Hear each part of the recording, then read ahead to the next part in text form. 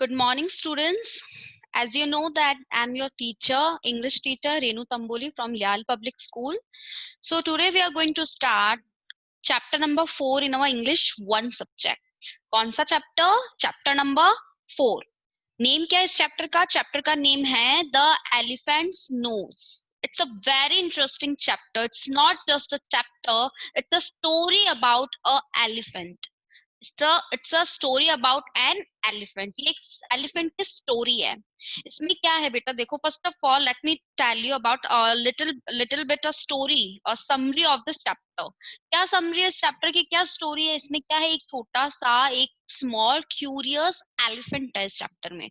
वो क्या होता है क्यूरियस एलिफेंट? मतलब क्यूरियस मतलब बहुत ज्यादा क्वेश्चन पूछने वाला, जिज्ञासु प्रकृति का जो इंसान होता है या कोई भी ह्यूमन बीइंग होता है, कोई भी जीव होता है, उसे क्यूरियस कहते हैं इंग्लिश में, जिससे क्वेश्चन पूछने की ज्यादा आदत होती है. तो इस चैप्टर में क्यूरियस एलिफेंट है. वो क्या करता है, सभी से क्वेश्चंस करता रहता है. एक क्वेश्चन आता है उसके माइंड में क्रोकोडाइल को लेके कि क्रोकोडाइल अपने डिनर में क्या खाता है. क्रोकोडाइल क्रोकोडाइल क्या होता है? मगरमच्छ. की वो अपने डिनर में क्या खाता है.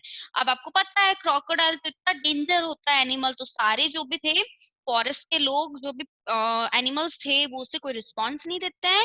वो ऐसे कर करके क्रोकोडाइल के पास जाता है. फिर क्रोकोडाइल के पास जाके क्या होता है उसके साथ, वो सारा हम इस चैप्टर में जानेंगे. एलिफेंट नोज का मतलब क्या होता है? इस चैप्टर में जो एलिफेंट है ना, उसकी नोज नहीं थी पहले. क्या नहीं थी? नोज नहीं थी. जब वो क्रोकोडाइल के पास जाता है, उससे मिलता है, तो उसके साथ कुछ ऐसा होता है कि उसकी नोज निकल के आ जाती है. किसकी नोज? एलिफेंट की. तो अब देखो कैसे क्या होता है. Now we are going to start a chapter. Yes, as you can see on your screen, the elephant's nose. Chapter का नेम क्या है? एलिफेंट की नोज. अब देखो इस चैप्टर में क्या होगा. चैप्टर के बारे में मैंने आपको पहले भी बता दिया था. अब हम इस चैप्टर को रीड करने वाले हैं.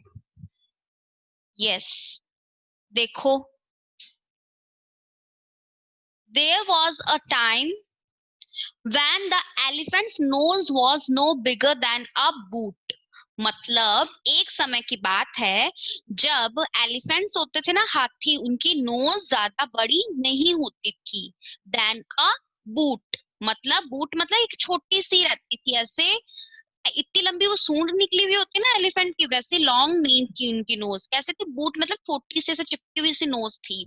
That he could wriggle from side to side. Regal क्या होता है बेटा? रिगल मतलब क्या होता है? Twist and turn your body quickly. That he could Regal मतलब वो अपनी जो बॉडी होता था ना, उसे क्या करता था? ट्विस्ट करते रहते थे एलिफेंट्स, जल्दी से टर्न करते रहते थे अपनी बॉडी को side to side. But a curious elephant child change the all that. But a curious elephant's child changed all that मतलब, बट जो एलिफेंट था, एक क्यूरियस एलिफेंट का बच्चा था एक, उसने क्या किया? एक छोटा सा क्यूरियस एलिफेंट बेबी था, उसने ये सारी चीजें चेंज कर दी. मतलब कहने का मतलब क्या है इस पैराग्राफ में? इस पैराग्राफ में ये बताया जा रहा है कि एक समय की बात है जब एलिफेंट्स होते थे, हाथी, उनकी सूंड नहीं होती थी. Elephant's nose was no bigger than a boot. मतलब एलिफेंट की नोज क्या होती है? सूंड होती है. तो वो क्या इतनी लंबी जो हम देखते हैं ना अभी हाथी की, जो एलिफेंट्स की नोज होती है, सूंड लंबी होती है, वो पहले नहीं होती थी. वो क्या करते थे जब उनकी नोज छोटी होती थी? वे बस वो अपनी क्या करते थे? बॉडी को ट्विस्ट करते रहते थे. कुछ भी काम, जैसे उनको फ्रूट्स और लेना हो, कुछ खाना हो ट्री से, तो वो क्या करते थे? अपनी बॉडी का, अपने हेड का, लेग का यूज करके ट्विस्ट करके सारी चीजें अपनी करते थे. पर एक बहुत ही क्यूरियस, क्यूरियस क्या होता है? Someone who wants to know about things. एक ऐसा इंसान, कोई जो चीजों को जानने के लिए आतुर रहता है. जैसे हिंदी में हम एक प्रॉपर एक सिंगल वर्ड में क्या कह सकते हैं? जिज्ञासु प्रकृति का कोई इंसान. जिज्ञासु प्रकृति का एक एलिफेंट का बच्चा था. उसने ये सारी चीजें चेंज कर दी. चेंज कर दी मतलब उसकी नोज निकल के आ गई. अब कैसे निकली वो देखते हैं. The elephant's child was always asking question. इस चैप्टर में जो एलिफेंट का बच्चा है ना, वो क्या करता था? हमेशा सवाल पूछते रहता था. प्रश्न पूछते रहता था दूसरों से, but no one knew the answers to his questions, लेकिन कोई भी उसके प्रश्नों का उत्तर नहीं जानता था, कोई भी उसका आंसर नहीं देता था, क्योंकि कोई जानता ही नहीं था, क्योंकि वो बहुत क्यूरियस था। उसके क्वेश्चंस इतने यूनिक होते थे, ऐसे होते थे कि कोई आसानी से जवाब नहीं दे सकता था। And then one day he asked a question that frightened all the animals. एक दिन उसने एक ऐसा क्वेश्चन पूछा, frightened मतलब ऐसा भयावह क्वेश्चन पूछा उसने सारे जानवरों से। अब देखो frightened मतलब क्या होता है? feeling fear मतलब डरावना महसूस होता है ना, कोई ऐसी बात जिससे सुन के हमें क्या लगता हो, भय लगता हो। तो उस क्यूरियस एलिफेंट ने क्या पूछा, जंगल के जानवरों से एक ऐसा डरावना भयावह सवाल पूछा। अब देखो वो क्या था। What does a crocodile have for dinner? What was question? ये क्वेश्चन था कि क्रोकोडाइल होता ना मगरमच्छ, वो अपने डिनर मतलब रात के खाने में क्या लेता है, ये क्वेश्चन पूछा था उस एलिफेंट ने जंगल के जानवरों से। ही आस्क्ड, उसने ये क्वेश्चन पूछा। आगे देखो फिर क्या होता है। क्या है ये? शू का साउंड है। जब भी हम किसी चीज से हमें डर लगता है तो हम ऐसे कहते हैं ना, अरे धीरे बोलो कोई सुन लेगा, तो अपने ऐसा साउंड निकालते हैं ना।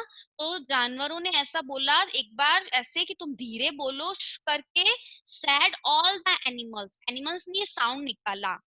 No one wanted to even talk about it, मतलब कोई भी इस इस टॉपिक के बारे में बात करना नहीं चाहता था। क्यों? क्योंकि जो क्रोकोडाइल होता है वो बहुत ही डेंजर एक एनिमल होता है जिसके पास हर कोई जाना पसंद नहीं करता। बट ही वुड नॉट शू, मतलब जो एलिफेंट का बच्चा था ना वो चुप नहीं हुआ था। By and by he met the कोल कोलो कोलो बर्ड, मतलब उसके बाद में वो किससे मिला, एक डे बाय एंड बाय मतलब एक के बाद एक वो एक बर्ड से मिला और उससे उससे पूछ, एंड शी टोल्ड हिम, और उस बर्ड ने एलिफेंट को बताया कि तुम्हें कहाँ वो क्रोकोडाइल मिलेगा। देखो, go to the grey green greasy Limpopo river, तुम वहां जाओ। कहाँ जाओ? एक लिम्पो रिवर के पास जाओ। ग्रेसी मतलब बहुत ही वी कैन से चिकनी, है ना। यहाँ पे देखो लिखा है covered in a lot of oil, एक ऐसी रिवर जो क्या है, ऑयल से कवर है, बहुत सारा मतलब कि चिकनी प्रकार की थी, वो बहुत ही ऑयल से भरी हुई एक रिवर थी, चिपचिपी सी रिवर थी। वहां जाओ Limpopo river, and you will get your answer, तुम वहां जाओगे और तुम्हें तुम्हारे क्वेश्चन का आंसर मिलेगा। तो वो जो है एलिफेंट था वो तो बहुत क्यूरियस था, वो जिज्ञासु था, तो वो बिना सोचे समझे चला गया था रिवर पे। अब आगे देखो। So off he went to the Limpopo river, तो वहां वो कहाँ गया, लिम्पो रिवर पे चला गया। At the edge of the river, मतलब रिवर के किनारे पे, ही सा अ लॉन्ग ऑफ वुड, उसने जो नदी थी उसके किनारे पे क्या देखा, अ लॉग ऑफ वुड, उसने देखा एक लकड़ी का टुकड़ा होता है ना, वैसा उसने कुछ देखा। वो कौन था? वो था क्रोकोडाइल, क्योंकि क्रोकोडाइल की जो बॉडी होती है ना वो कैसे होती है, एकदम ऐसे हार्ड होती है, ऐसे लगता है कि कोई लकड़ी की कोई चीज पड़ी है अंदर, या रिवर में कोई लकड़ी का टुकड़ा तैर रहा हुआ, ऐसे उसको एलिफेंट को लगा। But then it winked one eyes, पर वो जो लकड़ी का टुकड़ा था उसकी एक आंख क्या कर रही थी, झपक रही थी। अपने जो आंखों को अपन ब्लिंकिंग करते हैं ना, ऐसे बंद खोलते हैं खोलते बंद करते हैं, उसको क्या कहते हैं, WINKED, विंक्ड मतलब जल्दी से आंखों को खोलना और बंद करना। जैसे आप यहाँ देख सकते हो, closed one eye and open it again quickly, एक आंख को खोलना और वापस उसे बंद करना। ये कौन कर रहा था? क्रोकोडाइल कर रहा था। अब आगे चैप्टर में क्या होगा, एलिफेंट ने है ना क्रोकोडाइल से जाके क्या पूछा और उसके साथ क्या होगा, ये सारा हम नेक्स्ट क्लास में डिस्कस करेंगे। So I hope you enjoy this session. So we see you soon in next class. Have a nice day.